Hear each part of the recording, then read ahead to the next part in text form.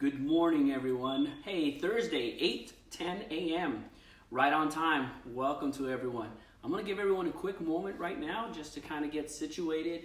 I know some of you are now being alerted by Facebook that Jose Miranda, the realtor, is going live. So again, just giving you a few minutes. I'm going to have a little bit of an intro on a couple things that I have coming out before we actually get to today's topic, which is passive income and cash flow.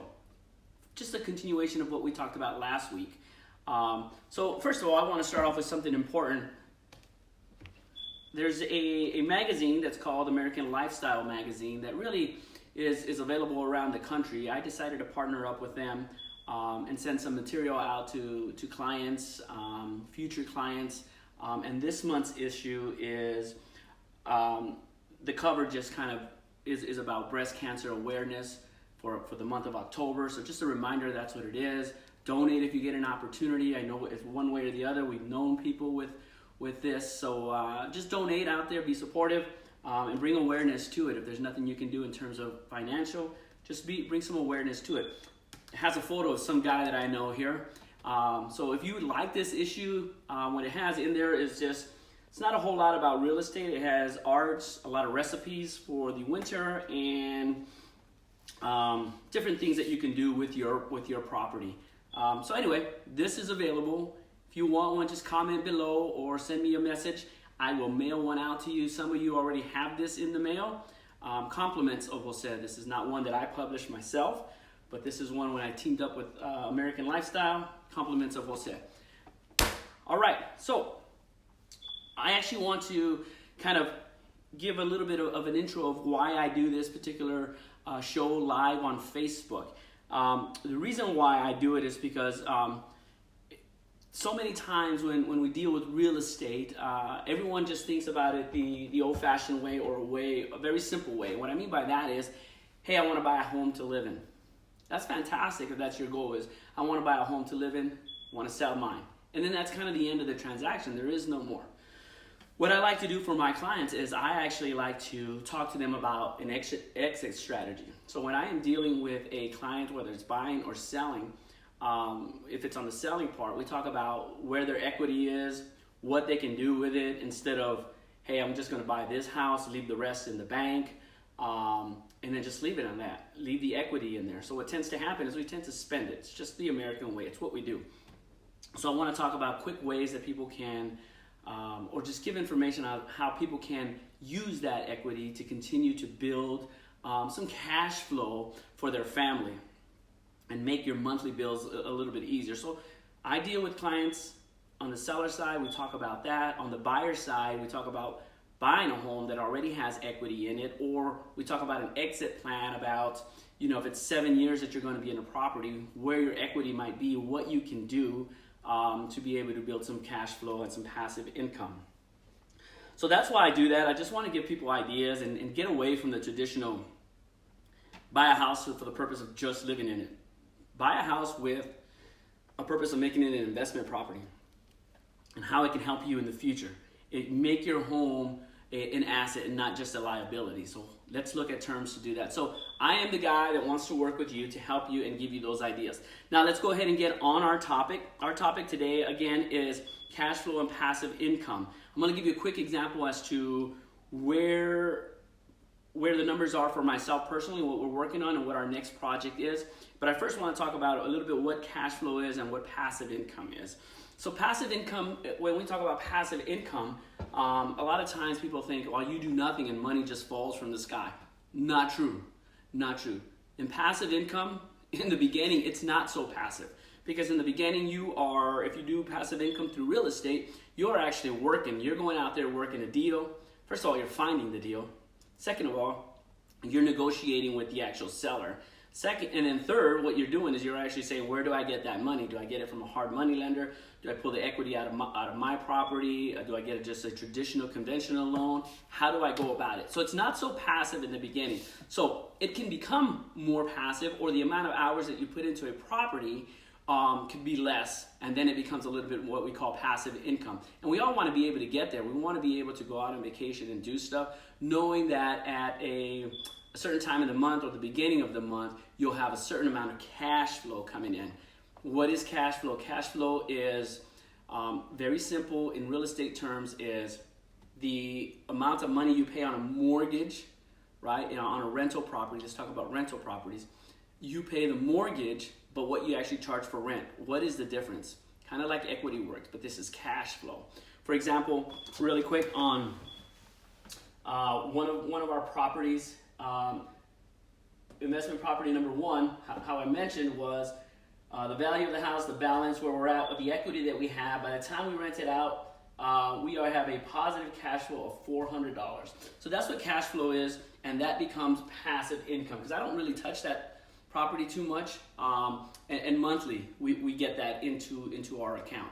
So moving forward from there, what I want to talk about, last week we talked about the different opportunities that I have here, but now I want to tell you what's in the future.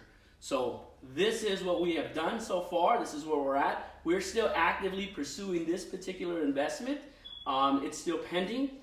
Things are looking good, but it's still something that we need to finalize some paperwork. But let's talk about a different way that I can get some cash flow and have some more passive income. So this is a different way to produce that. My primary residence, where I live now, is my monthly mortgage is $1,100, right? The balance on my property is $135, and actually the value of my house is $235. So there is a equity of $100,000 after fees, the realtor fees that I pay on the other side, which is a buyer's agent. I would be the selling agent. So the advantage that I have in a transaction like this is that I will save $7,050 that will stay in my pocket instead of giving it to another realtor. And that's one of the reasons why I actually became an agent, also, is to be able to do my own transactions and save that kind of money. At the end, after all fees, we are looking at about $90,000 of equity. What do we do with that? There's two things I want to mention. One, a little bit tricky, and I would say make sure you get with your accountant to verify all this and to see what your numbers are.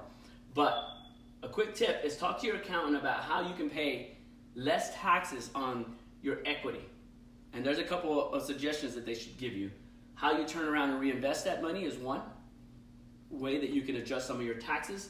And then also, and I don't know the exact term of it, but depending on the amount of money that you put into this residence, if you've redone the floors, painted, remodeled, whatever it is, that can actually be written off here at the $90,000, which means you would pay taxes on less of your equity. Just a couple ideas. Talk to your accountant about that. I just met with him a couple weeks ago. Those are some ideas that we threw out. I'll be revisiting that. So what I'm looking to do now, in order to improve some cash flow and some passive income, is take that $90,000 there.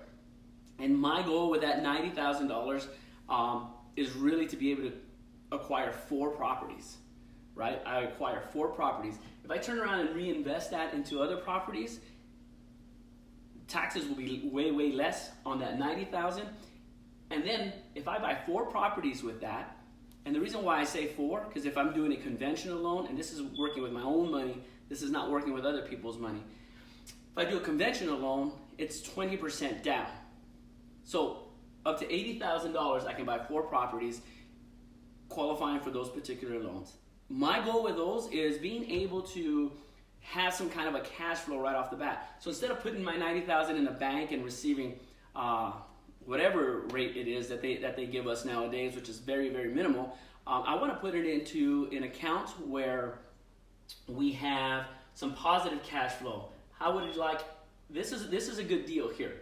If I was able to get $700 is not always very realistic. I'm going to tell you that in terms of cash flow on a particular property. But this is 2 units, so remember that. But if you're able to get a couple $100 monthly, that's going to be better than any bank could give you. That times 4 properties, 2, 4, 6, 8, that's $800 that you are getting. Does your bank give you $800 a month? I don't think so. That's why this is important. Make your money work for you. So that's the next plan that we're looking into in order to acquire some more property and continue to have some kind of financial freedom. Passive income, cash flow. Those are the 2 things. Now, what I want to mention is these are great ideas all the way through, but we're all at different stages in our lives. I wish I would have purchased my first property when I was at least 18. But that's not always realistic, especially when you don't have the knowledge and the understanding to do that.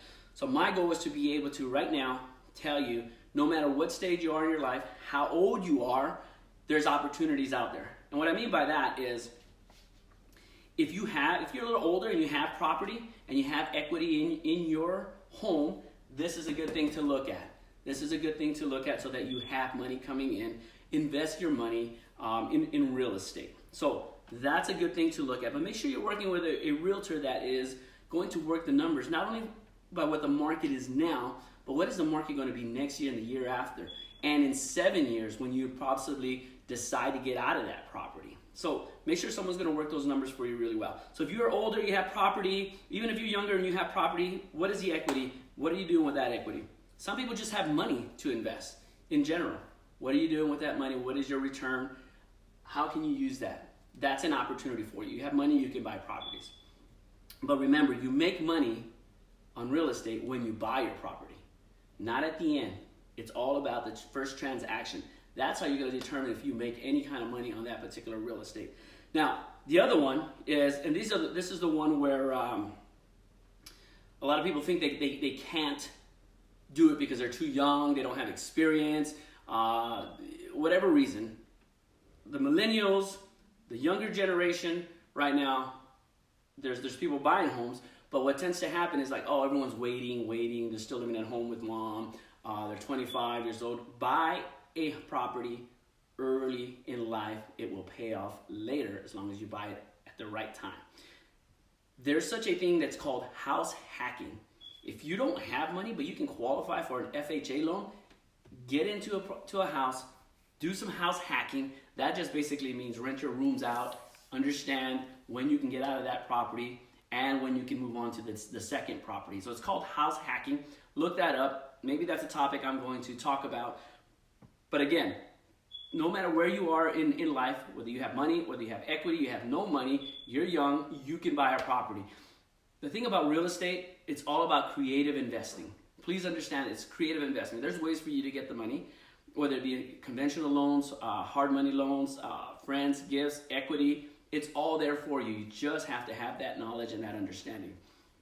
So, again, I want to thank everybody for just kind of joining me here. This is a simple topic. Sometimes I don't go in great detail. I give you some general information, hoping that you will contact me with where you are in life. I mean, if you are there and you have, hey, I want to sell my house, I have some equity, what should I do with it? Let's meet, let's have a conversation.